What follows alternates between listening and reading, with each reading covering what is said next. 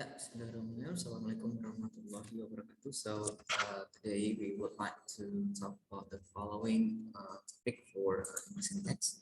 So, the subtopic is just about grammatical subject, logical subject, psychological subject, and also grammatical and logical object. Now, for your information that straight to the point, so grammatical subject, logical subject, and psychological subject is kind of a subject.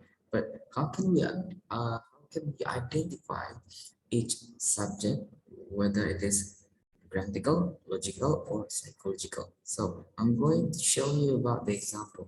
One of the examples here, so we have a sentence, John loves Mary. Now, so according to this sentence, so we could identify that, of course, John as a subject, but what kind of subject it is? Grammatical, logical, or psychological? Now, according to this one, so the John is a grammatical subject one.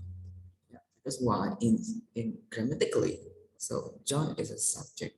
Yeah, because John is agent. John is a doer. So that's why John is identified as a grammatical subject. Okay, and also logically, John as a logical subject.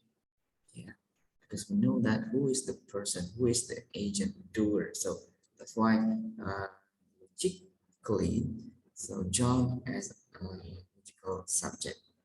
Okay, so what about the object here? So we have John loves Mary. So Mary is identified as grammatical object. Because why? Because we know that the structure is yes, subject, verb, and also object. So that's why Mary is identified as grammatical object.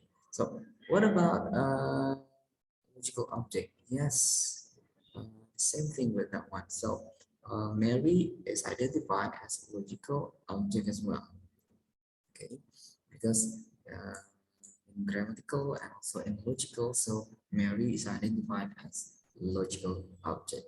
Now, so take a look at for the example, another example. So we have for the second example here, so we have Mary is loved by John.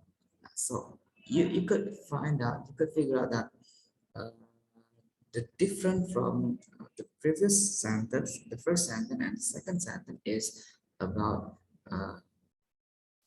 active or passive. Yeah. So the first one is active.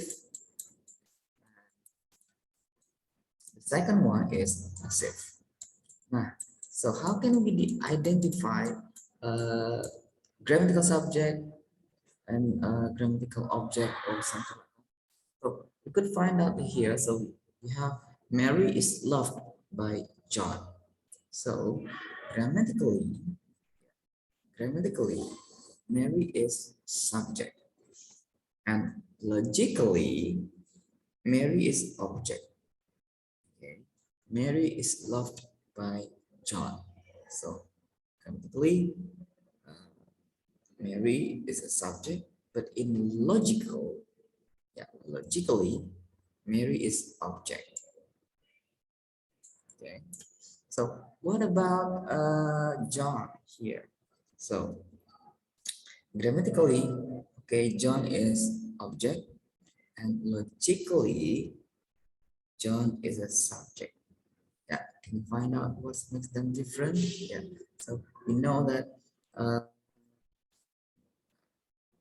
do we say that this is a logical object? Because yes, Mary is not an agent. Yeah, why it is not like logical subject? Because yeah, Mary is not an agent. Mary is not a doer. Yeah, so that is why we identify subject, grammatical, and also logical according to this kinds of context. Okay. Okay. So there is also a topic. So John is identified as topic because John comes first. So this is uh, we could find out about topic, but about topic we just to omit it. Okay. So what about that was for grammatical subject logical subject, grammatical object, and logical object. Okay. So what about psychological subject? Now, psychological subject. So we have here the example.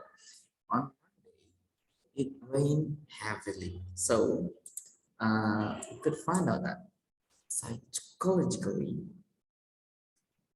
psychological subject in the sentence is on Monday. Yeah, because we know that psychologically, so this is psychological subject. So on Monday is identified as psychological subject. Yeah, it rained heavily. So this is one of the example for psychological subject.